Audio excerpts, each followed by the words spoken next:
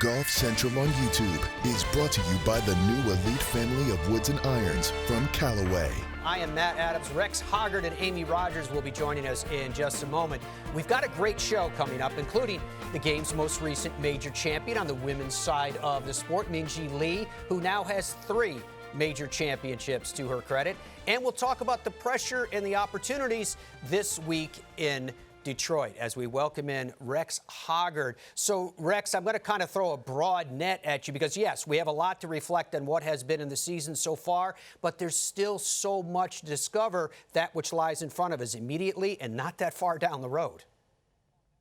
And you look at this week, it's an absolutely packed schedule. When you look at, you have the Rocket Classic up in Detroit on the PGA Tour, the U.S. Senior Open, which is being played at a really cool golf course. But this week, probably more so than most weeks, Matt, I'm going to let the golf nerd come out. Detroit Golf Club is truly a gem. It's a classic golf course. We don't see it very often on the PGA Tour. It's not overly long. It's a par 72. Guys usually finish somewhere around 20 under par, so it's not overly difficult, but it's fun to watch these classic golf courses hold up to the modern game. Cannot wait to see how the players enjoy Donald Ross again this week. Detroit Golf Club, of course, is the site of the Rocket Classic. The club was established in 1899, and it will be the flattest 18 holes the tour will play in 2025. Cam Davis, a 2-time winner of the event, is defending champion. Ricky Fowler is in the field. Tony Finau is also a recent winner here.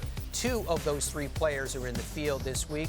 One of the headliners is Keegan Bradley, of course, fresh off his win at the Travelers Championship. The highest-ranked player in the field is number 5, Colin Morikawa. They're going to be joined by Patrick Cantlay, Hideki Matsuyama, and Tom Kim, among others.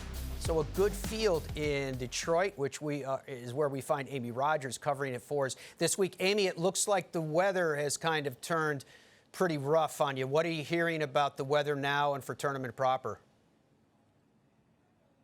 Hey there, Matt. Yeah, summer storms, they just pop up, especially with this heat. I thought after spending a week dealing with the 100-degree temperatures down in Frisco, I was going to get a little bit of a break here this week in Michigan, but no such luck so far. Temperatures climbing into the mid-90s here today.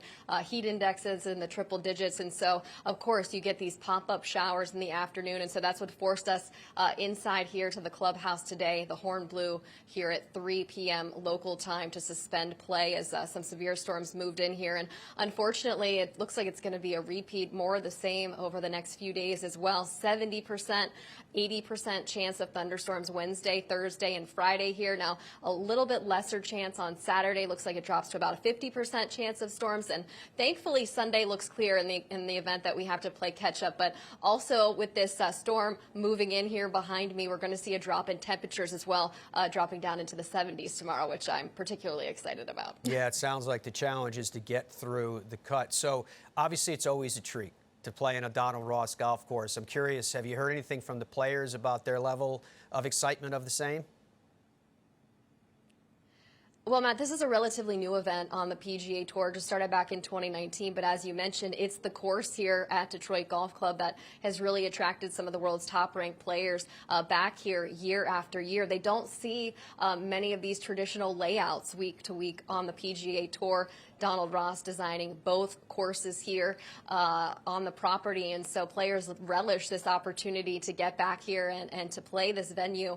One caddy I spoke to said the players really like that you could make a birdie on every hole here, but you could also make a double on every hole here. So players find it really fun that they really have to think their way around this golf course. Now I'm told that quite a few trees have been removed throughout the property. The course is going to undergo a renovation next year. So already making some changes here ahead of that, but players very much looking forward to getting back here to play this course each year. Yeah, on tomorrow's Golf Central, we're going to talk about those changes that are on their way. I'm looking forward to finding out about how you maintain the integrity of Donald Ross with modern changes.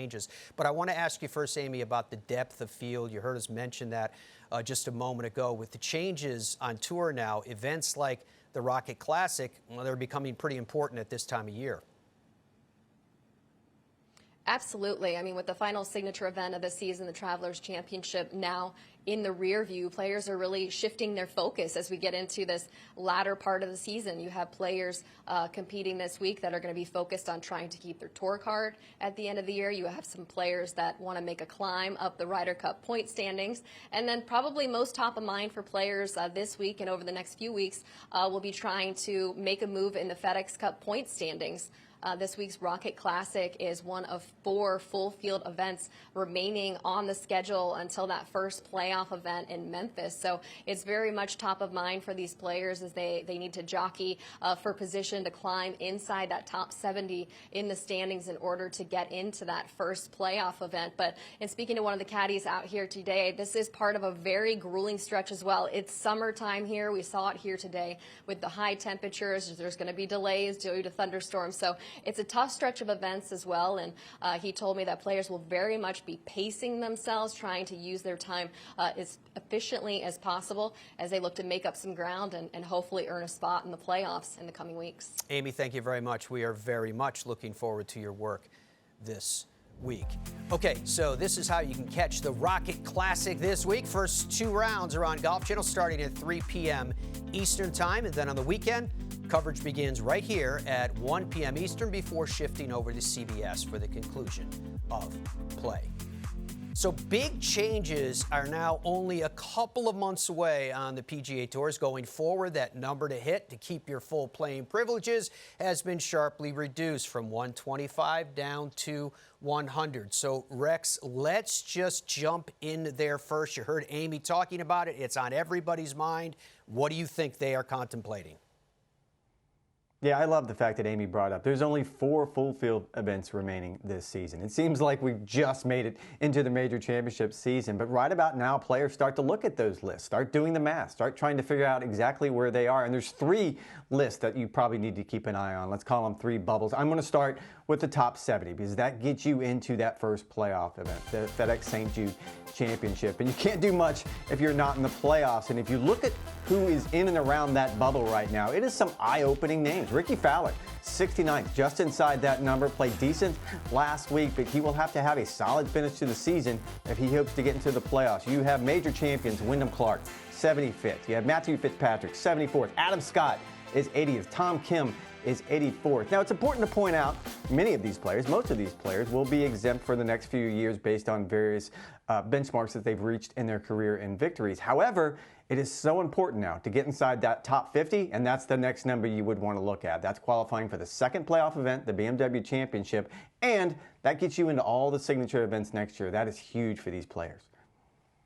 So, Rex, I'm curious about especially when you have veteran players that have gotten used to a pattern for a long time. How much is this a shock to the system? What have you heard from players about these benchmarks that you're noting now that have moved?